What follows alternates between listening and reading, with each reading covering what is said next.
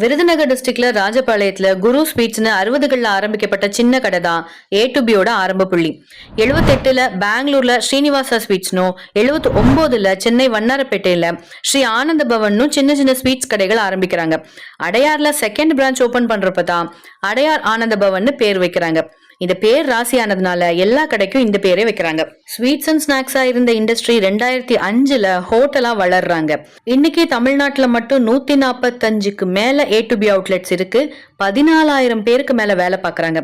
இவங்க மேனுஃபேக்சர் பண்ற packet snacks மட்டுமே 150 கோடி வருமானம் வரக்கூடிய பிரம்மாண்டமான இண்டஸ்ட்ரியா வளர்ந்திருக்காங்க. அடுத்த 5 வருஷத்துல 500 பிரான்ச்சஸ் ஓபன் பண்ண பெரிய பிளான் வச்சிருக்காங்க. இந்த பிரம்மாண்ட எக்ஸ்பான்ஷனுக்கு தேவையான இன்வெஸ்ட்மெண்ட்ஸ் வேணும் அப்படிங்கிறதுனால பிரைவேட் ஈக்விட்டி ஃபண்ட்ஸ் கிட்ட இருந்து 1000 முதல் 1200 கோடி வரை தேவை இருக்கிறதுனால முதலீட்டு சந்தையில கால் வச்சிருக்காங்க அடையார் ஆனந்த பவன்.